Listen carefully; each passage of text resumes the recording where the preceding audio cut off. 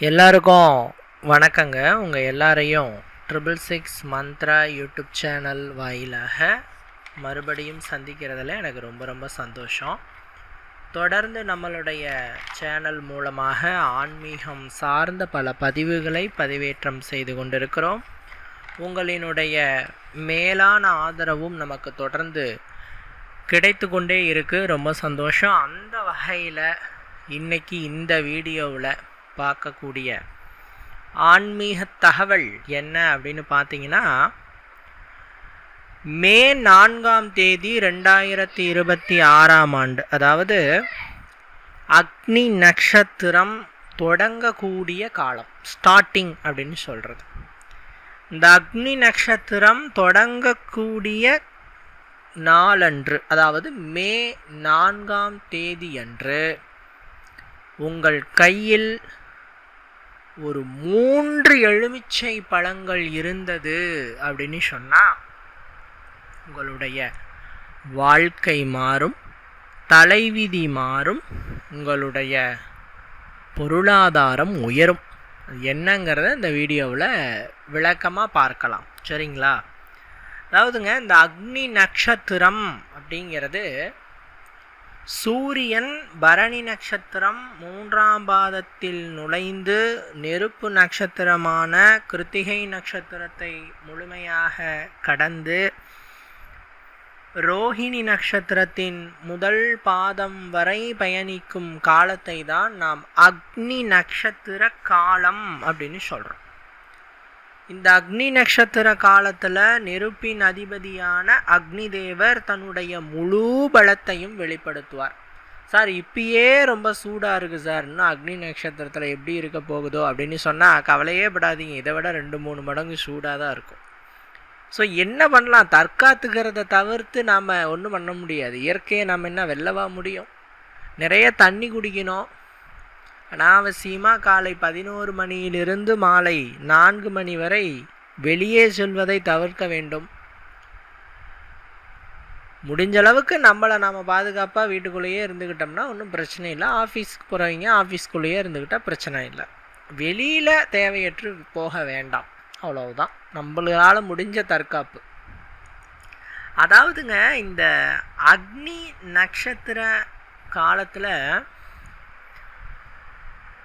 தெய்வ வழிபாடு அப்படிங்கிறது பன்மடங்கு பலன்களை கொடுக்கக்கூடியது. மற்ற காலங்களில் நீங்கள் செய்யக்கூடிய இறை வழிபாட்டிற்கும் அக்னி நட்சத்திர காலத்தில் நீங்கள் செய்யக்கூடிய இறை வழிபாட்டிற்கும் நிறைய டிஃப்ரெண்ட் இருக்குது. அக்னி நட்சத்திர காலத்தில் நீங்கள் செய்யக்கூடிய இறை வழிபாட்டிற்கு உடனே பலன் கிடைக்கும்.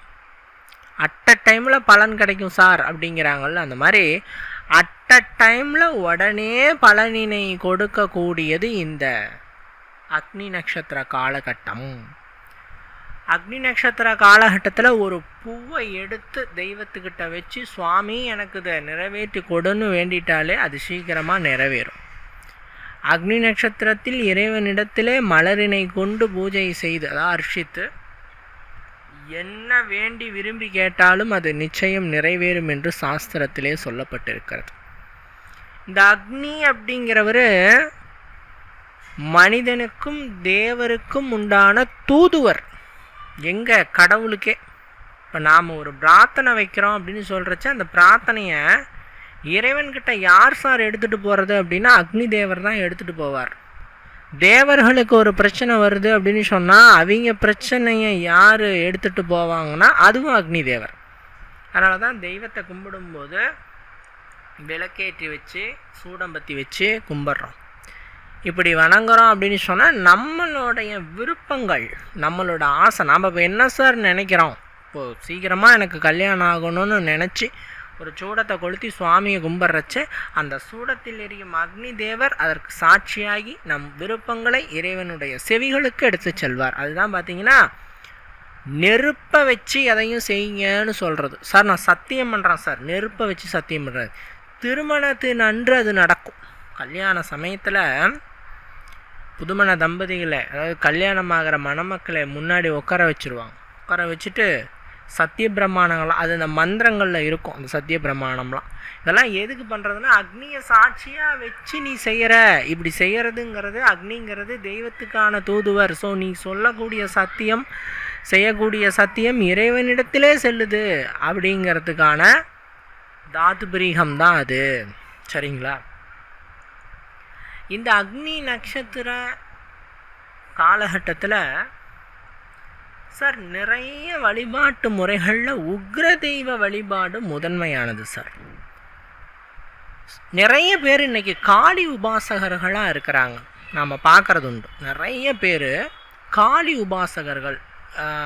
உங்களுக்கு என்ன சாமி சார் பிடிக்கும் அப்படின்னா உடனே காளிங்கிறாங்க. எனக்கு காளி ரொம்ப இஷ்டங்க, காளிக்குரிய பூஜைகளை செய்வேன் அப்படிங்கிறான். இந்த காளி வழிபாட்டுக்கு ரொம்ப உரித்தான காலம் அக்னி நட்சத்திர காலம். சார் நான் வீட்டில் காளி வழிபாடு செய்யலாமா சார்? வீட்டில் செய்யக்கூடாதே. வீடுங்கிறது குடும்பங்குட்டியோடு இருக்கிற இடம். அந்த இடத்துல நம்ம காளி வழிபாடு செய்வது ஏற்புடையதல்ல. ஆனால் நான் காளியை வணங்கணும்னு நினைக்கிறேனே அப்படின்னு சொன்னால், அதுக்கான வழிபாட்டு முறைகளாக வருவதில் முக்கியமாக வருவது எலுமிச்சை வழிபாடு. எலுமிச்சை பழத்தில் காளியை ஆவாகனம் பண்ணி அந்த தேவியை நம்ம வீட்டில் பிரதிஷ்டை பண்ணி கும்பிட்றது. சார் எலுமிச்சை பழத்தில் காளி ஆவாகனம் ஆவாங்களா? ஆவாகனம்னா வந்து உட்காருவாங்களா அப்படின்னு கேட்டால் உட்காருவாங்க. இந்த எலுமிச்சை கனிக்கு அந்த சக்தி இருக்குது. நீங்கள் என்னைக்காவது நினச்சி பார்த்துருக்கீங்களா? ஏன் வந்து ஆலயங்களில் எலுமிச்சை பழத்தை சுற்றி போடுறோம், எலுமிச்சை பழத்தை வந்து பூஜைக்கு யூஸ் பண்ணுறோம், குறிப்பாக காளி ஆலயங்களில் அப்படின்னு நீங்கள் யோசிச்சிருக்கிறீங்களா? இந்த எலுமிச்சை என்பது அதீத சக்திகளை உள்ளடக்கும் தன்மை கொண்டது. ஏன் சுவாமி பாதத்தில் வச்சு எலுமிச்சம் பழத்தை கொடுக்குறாங்கன்னா, அந்த எலுமிச்சம் பழத்துக்குள்ளே அந்த சுவாமியோட சக்திகள் இருக்கும். காந்த மாதிரி ஈர்க்கிற சக்தி எலுமிச்சைக்கு இருக்குது. எந்த இடத்துல வச்சு கொடுத்தாலும், ஒரு நல்ல இடத்துல வச்சு கொடுத்தா நல்ல வைப்ரேஷனோடு இருக்கும், கெட்ட இடத்துல வச்சு கொடுத்தா கெட்ட வைப்ரேஷனோடு இருக்கும். அதான் எலுமிச்சையை வச்சு நல்லதையும் செய்யலாம், கெட்டதையும் செய்யலாம். சரிங்களா? அதனால் இந்த எலுமிச்சை கனியை பயன்படுத்தி எப்படி காளியை ஆவாகனம் பண்ணுறதுன்னு நான் சொல்லித்தரேன். ரொம்ப விசேஷமான பலன்களை உங்களுக்கு கொடுக்கும். அக்னி நட்சத்திர காலங்களில் உக்ர தெய்வமான காளியை வீட்டிலேயே பிரதிஷ்டை பண்ணி பலனை அடையிறதுக்கான முறையை நான் சொல்கிறேன். இதுக்கு உங்களுக்கு 3 எலுமிச்சம்பழம் தேவை சார். 3 எலுமிச்சம்பழம் சார். நன்கு பழுத்த கனிந்த நிலையில் இருக்கிற எந்த விதமான குற்றமும் இல்லாத எலுமிச்சம்பழம். குற்றம் இல்லாத எலுமிச்சம்பழம்னா என்னங்க அப்படின்னா, புள்ளியாக இருக்கும், ஒரு சைடு அப்படியே வாடி இருக்கும், அனீவனாக இருக்கும். அதுதான் வந்து குற்றம் இருக்கும் பழம். குற்றம் இல்லாத பழம் பார்ப்பதற்கே நல்லா ஃப்ரெஷ்ஷாக நல்லாயிருக்கும். அதுதான் குற்றம் இல்லாத பழம். குற்றம் இல்லாத 3 எலுமிச்சை பழங்களை எடுத்துக்கொள்ளுங்கள் சார். இந்த எலுமிச்சை பழத்தை 3 பழத்தை எடுத்துகிட்டு மே மாதம் 4ஆம் தேதி அன்று, அக்னி நட்சத்திரம் அன்றைக்கி தான் ஸ்டார்ட் ஆகுது. சூரியன் பரணி நட்சத்திரம் 3ஆம் பாதத்துக்குள்ளே என்ட்ரி ஆகிறார், நுழையிறார். நான் வந்துட்டேன்னு சொல்லு அப்படிங்கிற மாதிரி சூரியன் அக்னி நட்சத்திர பயணத்தை தொடங்குகிறார். அன்னைக்கு செய்யுங்க இதை. 3 எலுமிச்சம்பழத்தில் 1 எலுமிச்சை பழத்தை நீங்கள் என்ன பண்ணணும்னா, 1 டம்ளர் தண்ணியில் போட்டு வைக்கணும். எங்கே சார் போட்டு வைக்கணும்? வீடுகளில் போட்டு வைக்கலாம், இல்லை பூஜை அறையில் வச்சு கும்பிட்டு எடுத்துகிட்டு போயிட்டு தொழில் செய்கிற இடங்களில் காளி தேவியை மனசார நினச்சிட்டு அந்த எலுமிச்சம்பழத்தை அந்த தண்ணியில் போட்டு வைங்க. ஒன்று வீடு, இல்லை தொழில் ஸ்தாபனம்.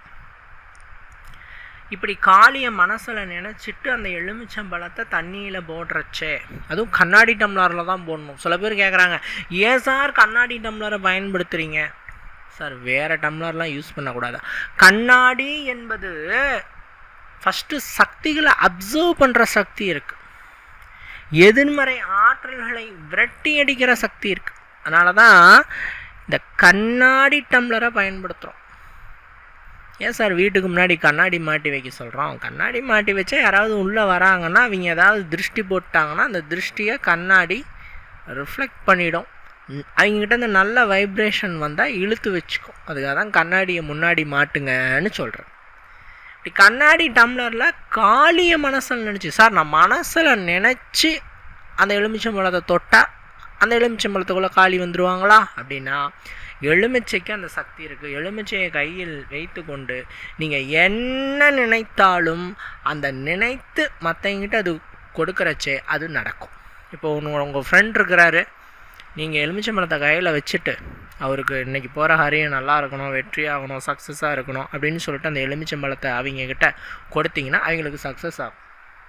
உங்களுடைய மன ஆற்றல், மன உறுதி அந்த எலுமிச்சம்பழத்தில் இறங்கி அது நீங்கள் மற்றவங்கிட்ட கொடுக்கும்போது அது அவங்களுக்கு வேலை செய்யும்.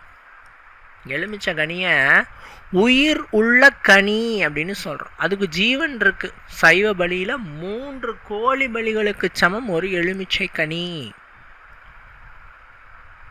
அதே மாதிரி ஒரு ஆடு ஒரு ஊமத்தை. இந்த மாதிரி சைவ பலிகளில் இந்த எலுமிச்சை, ஊமத்தை, பூசணி, குமிட்டிக்காயின்னு சொல்லுவோம், இதை பற்றிலாம் சொல்லப்பட்டிருக்கு. இல்லை இந்த எலுமிச்சை பழத்தை மனசார காளிய மனசில் நினச்சிட்டு ஒரு டம்ளர் தண்ணியில் போட்டு வைங்க. 1. சார் 2வது எலுமிச்சம்பழம் இருக்குது இல்லையா, அந்த எலுமிச்சம்பழத்தை என்ன பண்ணலாம் அப்படின்னு கேட்டால், சார் நீங்கள் சூளத்தில் குத்தணும். எங்கள் ஊர் சைடெல்லாம் வீடு கட்டணும் அப்படின்னு சொன்னால் சூளம் அடிப்போம். முன்னாடி ஒரு சூளத்தை அடித்து வச்சிரும். இப்போ யாரும் சூளம் அடிக்கிறதில்ல வீட்டுக்கு முன்னாடி. உங்கள் வீட்டுக்கு முன்னாடி சூளம் இருந்ததுன்னா ஒரு எலுமிச்சம்பழத்தை எடுத்துகிட்டு போய் சூளத்தில் குத்திடுங்க.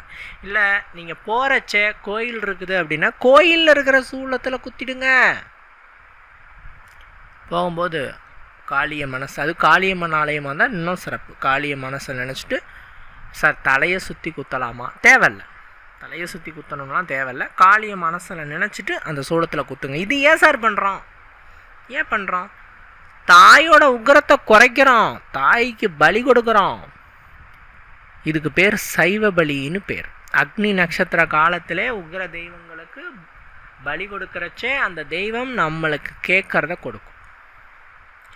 அப்போது நம்ம ஒரு எலுமிச்சை கனியை சூளத்தில் குத்தும் பொழுது அது 3 கோழிகளை அந்த காளிக்கு கொடுத்ததற்கு சமம். ஸோ காளி நிறைவாக அதை ஏற்றுக்கொண்டு அக்னி நட்சத்திர காலம் முடிவதற்குள் நம் தேவைகளை பரிபூரணமாக நிச்சயம் நிறைவேற்றி கொடுப்பாள். ஸோ இது 2வது. சார் 3வது என்ன சார் பண்ணலாம்? 3வது எலுமிச்சங்காய் ஒன்று இருக்கு இல்லையா, அதை என்ன பண்ணலாம்? சார் அதை கையில் வச்சுட்டு ஒரு 15 நிமிஷம் காளி தேவியை மனசார நினச்சிண்டு அந்த எலுமிச்சம்பழத்தை உங்கள் கூடையே வச்சுக்கோங்க. அன்றைக்கி ஃபுல்லாக உங்களோட பேக்கெட்டில் வச்சுக்கலாம், உங்களோட வண்டி கவரில் வச்சுக்கலாம், தொழில் செய்கிற இடமா இருந்தால் கல்லாப்பட்டியில் வச்சுக்கலாம். சார் அதை நார்மலாக கையிலேயே கூட வச்சுக்கோங்க. இது இருந்தால் என்ன ஆகும்? எலுமிச்சம்பழம் கையில் இருந்தால் என்னங்க அப்படின்னா 100 யானை பலத்துக்கு சமம். இந்த எலுமிச்சம்பழம் உங்கள் கையில் இருந்தால் 100 யானை பலத்திற்கு சமம். உங்கள்கிட்ட யாரும் அண்டை கூட மாட்டாங்க, தேவையில்லை. உங்கள்கிட்ட வம்பு வழக்கு பண்ண மாட்டேன். ஏன்னா காளியே கவசமாக வந்துடுறாள்ல உங்களை சுற்றி. ஸோ அந்த எலுமிச்சம்பழத்தை உங்களோட வச்சுக்கோங்க. இது காளி வழிபாடு, உக்ர தெய்வத்தை பிரதிஷ்டை பண்ணுற ஒரு தாந்திரீக வழிபாடு எலுமிச்சம்பழத்தை வச்சுட்டு.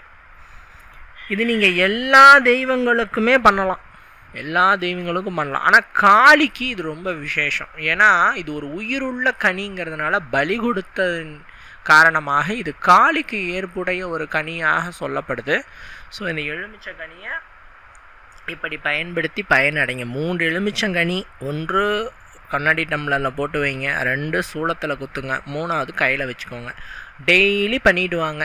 இப்போ கையில் வச்ச பழத்தை அடுத்த நாள் பூச்செடிக்கு அடியிலையோ தண்ணியிலையோ போட்டுடலாம். புது பழத்தை இப்படி செஞ்சு வச்சுக்கலாம். இப்படி தொடர்ச்சியாக அந்த அக்னி நட்சத்திர காலம் ஆரம்பிப்பதிலிருந்து முடியும் வரை அழகாக இதை செய்து வைத்து கொண்டால் உங்களுக்கு அற்புதமான பலன்கள் யாவும் கிடைக்கும் என்பதிலே எந்த விதமான ஐயமும் இல்லை. சார் இதே மாதிரி இப்போ நீங்கள் காளி வழிபாடு சொன்னீங்கள்ல சார், இதே மாதிரி வேறு ஏதாவது தெய்வத்தையும் வழிபாடு செய்யலாமான்னா வாராகிய வழிபாடு செய்யலாம். வாராகி தேவி. ஓம் வாம் வாராகி நம. ஓம் வாம் வாராகி நம. ஓம் வாம் வாராகி நம. இதுதான் மந்திரம்.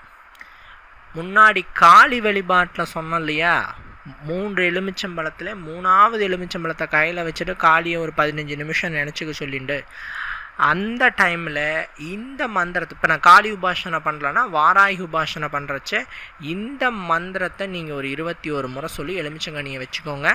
கண்ணாடி டம்ளர் தண்ணியில் எலுமிச்சையை போடுறச்ச வாராகிய மனசில் நினச்சிட்டு எலுமிச்சையை போடுங்க. சூளத்தில் குத்தும்போது நீங்கள் மற்ற கோயில்களில் அம்மன் ஆலயங்களில் கூட குட்டலாம். குத்தும் பொழுது வாராகிய மனசில் நினச்சிட்டு நீங்கள் எலுமிச்சங்கனியை குத்துங்க. காளிக்கும் இது செய்யலாம், வாராகிக்கும் செய்யலாம். வாராகிக்கு நான் பண்ணுறேன் அப்படின்னு சொன்னால் என்ன ஆகும் அப்படின்னு கேட்டால், வாராகியின் பரிபூரண அருள் கிடைக்கும். இன்னும் சொல்லணும்னா இதை ஒரு 21 நாள் செய்கிறது ரொம்ப நல்லது. 25 நாள் அக்னி நட்சத்திர காலம், அதில் ஒரு 21 நாள் தொடர்ச்சியாக டெய்லி ஒரு 108 முறை கூட அந்த மந்திரத்தை சொல்லலாம். அந்த எலுமிச்சக்கனியை கையில் வச்சுட்டு 108 முறை சொல்லிட்டு நீங்கள் செய்கிறச்ச கட்டாயமாக உங்களுக்கு இந்த அக்னி நட்சத்திர காலம் முடிவதற்குள் வாராகியின் அருள் கிடைக்கும். சார் வாராகி எப்படி சார் அருள் புரிவாள்? கண்டிப்பாக கனவில் தோன்றலாம். ஏன்னா ஓம் வாம் வாராகி நம அப்படின்னா வாராகி தாயே வான்னு அர்த்தம். கனவுல தரிசனம் தருவா. சிலருக்கு அசரீரியாக தரிசனம் தரா. அசரீரி தரிசனம் என்னன்னா பள்ளி பார்த்திங்கன்னா இருக்கும், அந்த பள்ளி சத்தம் போடும். நாம் ஏதாவது சொன்னோம்னா பள்ளி சத்தம் போடும். சகுனங்கள் மூலமாக காட்டித்தருது. இதுக்கு பேர் தான் அசரீரி தரிசனம் அப்படின்ட்டு சொல்கிறது. மறைமுகமாக நம்மளை வழி நடத்துவாள். இன்னும் கடுமையான பக்தியோடு இருக்கிறவங்களுக்கு தாய் நேரடியாகவே காட்சி தரா. அதில் எந்த விதமான டவுட்டுமே இல்லை. ஸோ வாராகி வழிபாடும் இந்த அக்னி நட்சத்திர காலத்தில் செய்கிறது நல்லது. அக்னி நட்சத்திர காலத்தில் எலுமிச்சை மாலையை துர்க்கைக்கு சாற்றுவது என்பது திட்டத்திட்ட கோடி ஆண்டுகள் புனித தீர்த்தங்களில் நீராடிய பலன் கிடைக்கும். அது என்ன சார், கோடி ஆண்டுகள் எப்படி சார் வாழ முடியும்? இந்த பிறவிக்கு உண்டான ஆயுசு இப்போ நம்ம ஒரு 80 வயசு வரைக்கும் இருக்கலாம் ஆவரேஜாக. அப்படின்னா இந்த பிறவிக்கு 80 வருஷம், அடுத்த பிறவிக்கு ஒரு 80 வருஷம்னா 160 வருஷம். இப்படி கணக்கு போட்டுகிட்டே போனால் கோடி ஆண்டு நீங்கள் புனித நீரில் நீராடிய பலனை இந்த அக்னி நட்சத்திர காலத்தில் துர்க்கைக்கு எலுமிச்சை மாலை சாற்றினால் பெறலாம். துர்க்கைக்கு எலுமிச்சை மாலை தாய் கொடுத்துருவா. அப்படின்னா என்ன அர்த்தம்? உங்களை சுத்தப்படுத்திடுவா. சுத்தப்படுத்துறதுன்னா உங்களை பிடிச்ச தோஷம், பிணி, பீடை, சங்கடம் அத்தனையும் துர்கா தேவியானவள் நீக்கி விடுவாள். அதுவும் இந்த அக்னி நட்சத்திர காலங்களில் வரக்கூடிய ராகு கால வேளையில் நீங்கள் துர்கா தேவியை கும்பிட்றச்சே, அதுவும் இந்த எலுமிச்சை மாலை சாற்றி பானகம் வைத்து துர்கா தேவியை கும்பிட்றச்ச அது ரொம்ப விசேஷம். பானகம் வைக்கிறது அக்னி நட்சத்திர காலங்களில் துர்கைக்கு பானகம் வச்சோம்னா, எலுமிச்சை மாலை சாற்றணும்னா தாய் உங்களுக்கு வேண்டியதை கையிலையே கொடுப்பா. லட்டு மாதிரி கையிலையே கொடுத்துருவா. இதென்ன சார் பானகம் எப்படி சார் தயார் பண்ணுறது? ஒன்றும் இல்லை, ஒரு சொம்பு தண்ணி, ஒரு கட்டி வெல்லம், ஒரு அரை மூடி எலுமிச்சம்பழம், அவ்வளோதான். நீங்கள் அந்த தண்ணியில் எலுமிச்சம்பழத்தை அரை மூடி பிழிஞ்சு விட்டுட்டு, ஒரு சின்ன கட்டி வெல்லத்தை கரைச்சி விட்டுட்டு, ஏலக்காய் ஒன்று நுணுக்கி போட்டுட்டு, அதுதான் பானகம். இதை துர்கைக்கு வச்சு எலுமிச்சை மாலை சாற்றி 108, 21, 11 இந்த மாதிரியான எண்ணிக்கையில் எலுமிச்சை மாலையை சாற்றி துர்காதேவிக்கு விளக்கு போட்டு, அகல் விளக்கு போட்டு, துர்கைக்கு பார்த்தீங்கன்னா 21 எண்ணிக்கையில் அகல் விளக்கு போடுறது சிறப்பு. போட்டு தேவியை கும்பிட்டோம் அப்படின்னு சொன்னால் அன்னை வேண்டிய வரத்தை அக்னி நட்சத்திர காலத்துக்குள்ளே கொடுத்துருவா. ஏன் சார் அப்படின்னு பார்த்தா, அக்னி நட்சத்திர காலங்களில் உக்ர தெய்வங்கள் எல்லாம் யாராவது நம்ம உக்ரத்தை இன்னும் குறைக்க மாட்டாங்களா, அவங்களுக்கு வேண்டியதை கொடுக்கலாமே அப்படின்னு நினைப்பாங்களாம். தெய்வத்துக்கு நீங்கள் செய்யும் பரிகாரங்களுக்கும் பூஜைகளுக்கும் கைமாறு என்பது நிச்சயம் உண்டு. தெய்வம் தராமல் இருக்காது. நீங்கள் செய்கிற ஒவ்வொரு வழிபாட்டுக்கும் அக்கௌண்ட்டில் பலன்கள் இருந்துக்கிட்டே இருக்கும். ஸோ இந்த அக்னி நட்சத்திர காலத்தில் நீங்கள் செய்யக்கூடிய இந்த பூஜைகள் கண்டிப்பாலும் காளியையும் வாராகியையும் துர்க்கையையும் உங்களிடம் ஈர்த்து கொடுக்கும். இந்த வீடியோ உங்களுக்கு பயன் தரக்கூடிய வகையில் இருந்திருக்கும்னு நான் நம்புகிறேன். மற்றும் ஒரு பதிவில் சந்திக்கலாம். நன்றி, வணக்கம்.